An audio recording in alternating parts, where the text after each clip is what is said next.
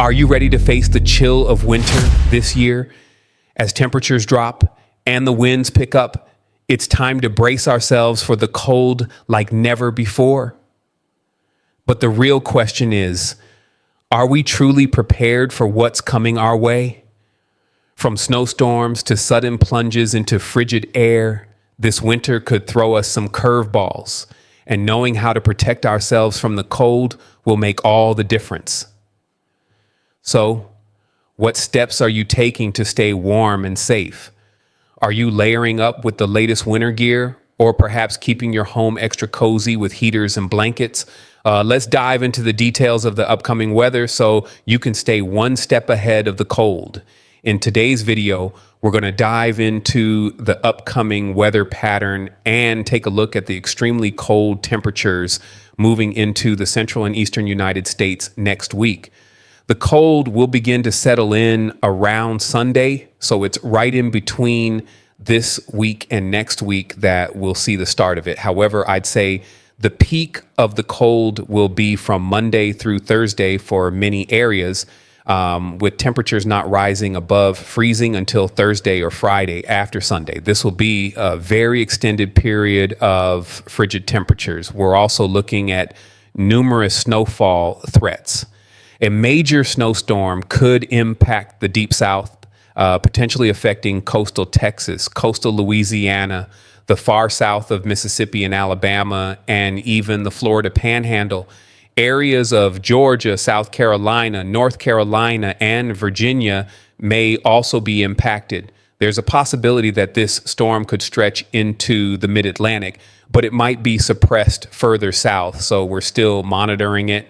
The models have been all over the place, and it's a rather rare setup. So we're keeping an eye on any potential changes. We also have some snowfall expected on Saturday into Sunday for much of the mid-Atlantic and Northeast, with a quick moving but heavy snowfall event. Numerous other storm opportunities are on the way. I know that's a lot to digest, but we'll be diving into all of it today because it's shaping up to be very active and very cold. Here's your 6 to 10 day outlook, valid from January 22nd to 26th. We can expect the cold to remain in the eastern and south central states during this time. As we look at the precipitation, it reflects that potential deep south event with storms moving through this region. We can expect several other storms to bring precipitation to this area, and this storm track will likely be common over the coming days and even into the next couple of weeks. Looking at the 8 to 14 day outlook, it doesn't appear as cold. Some of that colder air shifts to the west and east, but the National Weather Service seems to expect a pattern change between January 24th and 30th. They're keeping the door open for colder conditions, so it's still a bit of a toss-up. Precipitation is expected to be above average for many regions, though we've been quite dry lately. So it's uncertain what will actually happen. We also have a new monthly temperature outlook for February 2025. I mentioned in a previous video that I'm seeing signs of potential warmth for February. It looked warmer before, but it still points to warmth being the main possibility with colder temperatures for the Northwest and North Central regions. My main concern with this outlook is that it reflects a traditional La Nina pattern, and I think they may just be reverting back to that because the data is uncertain at this point. We'll know more once the outlook is updated, likely around February 1st. Precipitation will likely reflect La Nina patterns as well, with slightly drier conditions for the Southwest and Southeast, while the main storm track will run through the Northwest and then into the interior eastern states and possibly the Midwest and Great Lakes. This is a very typical La Nina setup, but things could change when the next outlook is issued in 2 weeks. Looking at the past 15 days, as of January 17th, we see that temperatures in the central and eastern states have been far below average. This month is almost certainly going to be recorded as a colder month for these regions, so this shouldn't be a surprise. And now let's move on to the European model. Out of the two models we're looking at today, the European model is the less exciting one, especially if you're in the northern areas like the Mid-Atlantic and Northeast. Both models show snowfall, but there's less snow in the European model. Interestingly, the European model is the colder of the two, so it's more aggressive in terms of temperature. However, in terms of precipitation and snowfall, the GFS model is more aggressive. Let's look at the forecast for today, Friday. There's a bit of a warm up already happening in the central and eastern states, which we've been monitoring over the past few days. This warm up will be brief, lasting maybe until the 19th before the cold settles in again by Sunday, January 19th at night. From that point forward, it's going to be cold, with the cold air bottling up over the north central and northwest states, even bringing some snowfall to the northern Rockies. We have a low pressure system moving eastward, and that's going to pull the cold air in. We've seen this happen all year with lows moving between Hudson Bay and the Great Lakes, ushering in the cold air. This will happen again with this system. Let's take a look at Saturday afternoon. We see our primary low moving along with a cold front and a secondary low along that front, which is very typical. The cold air will follow the cold front, bringing in the severe cold we expect next week. Snowfall is already affecting the Ohio Valley, Mid-Atlantic, and Northeast, but we'll see even more snow after this. Let's look at Sunday afternoon. By 1 p.m. on Sunday, January 19th, the cold air will already be moving in. A low is developing on the coast of North Carolina and Virginia, with snowfall already taking place in the southern Mid-Atlantic. This will move northward quickly. By 4 p.m., we'll see more snowfall spreading in from the Mid-Atlantic to southern New England. By 7 p.m., we'll see more widespread snowfall, with the snow continuing through the night. Even by 1 a.m., the storm will move quickly, and by morning, most of it will be over, though there may still be some snow showers in New England. Monday will be the first really cold day, though it won't be the coldest. Tuesday and Wednesday are expected to be even colder. Monday will serve as a sneak peek, with temperatures already dropping significantly, but the worst of the cold will come later in the week. By Monday afternoon, we'll see another system developing.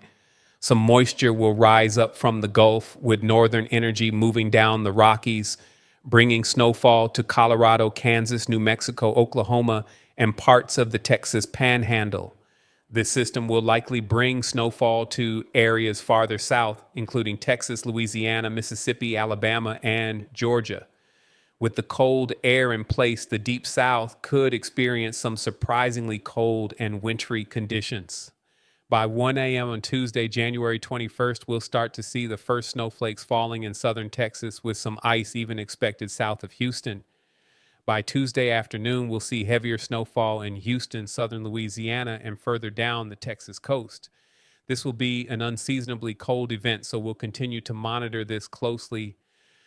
First, there's one impacting the Northeast this weekend, potentially affecting portions of the 95 corridor with some impressive snow totals. Then we have another snowstorm expected next week. This one, I'll say, has the potential to be record-breaking due to how far south it's projected to reach. Areas that typically aren't equipped to handle winter weather could see significant impacts by early next week. To top it all off, we're looking at some big-time cold temperatures spreading across nearly the entire lower 48 over the next 7 days. If you're new to the channel, if you haven't already, go ahead and like the video, subscribe, and hit that notification bell so you can stay up to date with the latest model guidance and my breakdowns of these active weather patterns. Has been a busy start to 2025, and I imagine that trend will continue as we move forward. Now let's dive into the data and get you the latest and greatest information. What you see looping next to me is the afternoon model run from the GFS American model, which highlights two significant winter weather events. The first round targets the Northeast, while the second brings vigorous winter weather to the Deep South. Yes, as far south as the Gulf Coast and potentially even Florida by early next week. Here's a teaser. This map, straight from the Weather Prediction Center, shows a preliminary snow forecast for next Tuesday, and just 4 days away. The areas outlined include cities that rarely experience snow, such as Houston, New Orleans, the western panhandle of Florida, Savannah, Charleston, Myrtle Beach, Wilmington, and even the Outer Banks. Keep in mind, this forecast will likely change. It's still early.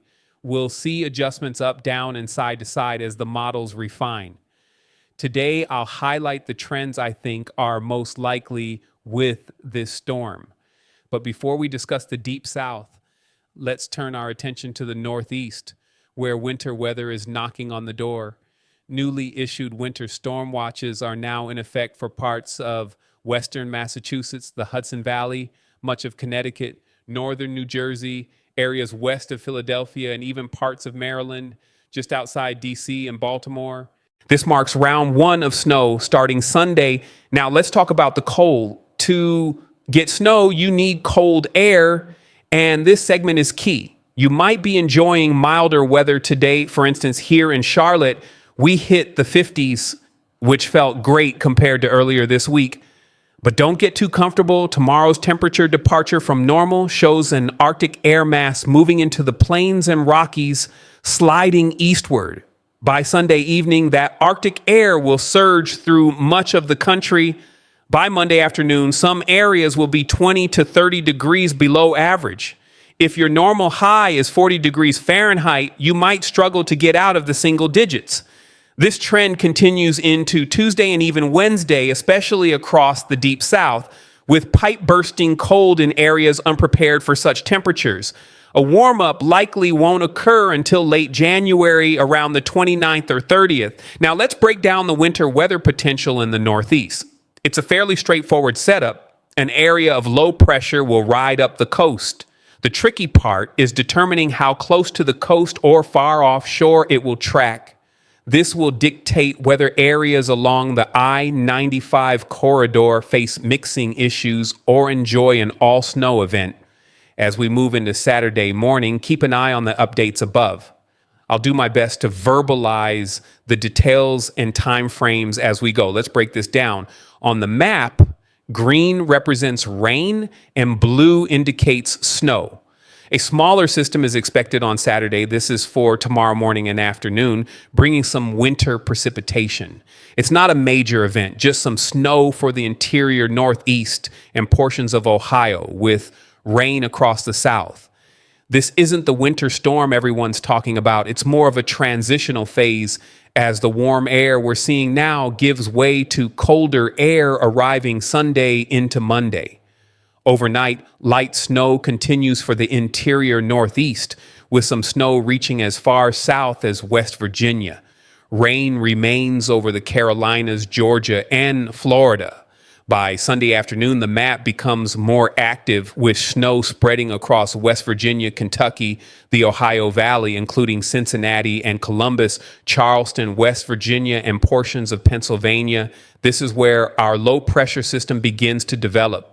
What's happening is that a very cold Arctic air mass is moving eastward, clashing with relatively warm coastal air caused by warmer ocean temperatures. This creates the conditions for the low pressure system to strengthen, setting the stage for significant winter weather by Sunday afternoon. By Sunday evening, the storm intensifies. At around 7 p.m., a large swath of snow is forecast from Philadelphia through New Jersey, New York City, Danbury, Bridgeport, Providence, and into much of Massachusetts, Vermont, New Hampshire, and New York. This low pressure system is projected to drop to around 995 millibars, a strong enough system to produce substantial lift and squeeze out plenty of moisture. As a result, some areas could see over 6 inches of snow, with isolated spots potentially nearing a foot. However, the exact track of the system is crucial. A slight shift east or west will significantly impact snowfall totals, particularly along the I-95 corridor. Overnight Sunday into Monday morning, snow spreads into Maine before tapering off to leftover flurries by Monday afternoon. Meanwhile, lake effect snow will ramp back up across Michigan, the Erie area, and Tug Hill in New York. Snowfall totals. Let's discuss the snowfall projections, starting with the European model. Below, you'll see total snowfall in the CERA output. If you're unfamiliar with the term, it refers to the model's attempt to account for melting and snow ratios, whether the snow will be wet and heavy or dry and powdery, which affects accumulation. The European model shows a significant band of snow stretching from DC and Baltimore up through Boston. It predicts around 3 inches in Philadelphia, 4 inches in New York City, and about 6 inches in parts of Connecticut and Massachusetts. Boston also falls in the 4-inch range, while DC and Baltimore see 3 to 4 inches. This creates a consistent thread of around 3 to 6 inches along much of the I-95 corridor. Now let's look at the ICON German model. This model shows higher snowfall totals, but places them further inland, which could mean less snow for I-95 cities. While less favorable for snow lovers along the corridor, it's still a possibility to monitor. The Canadian model paints an even different picture with heavier snowfall farther west. This solution seems unlikely, as it suggests cities like Philadelphia, New York City, Boston, and DC could miss out entirely. That scenario doesn't seem realistic based on current conditions. Finally, the GFS American model offers a scenario snow lovers will hope for, with widespread snow and higher totals across the region. And guys, if you enjoyed this one, don't forget to like and leave a comment below. I'll see you all in the next video.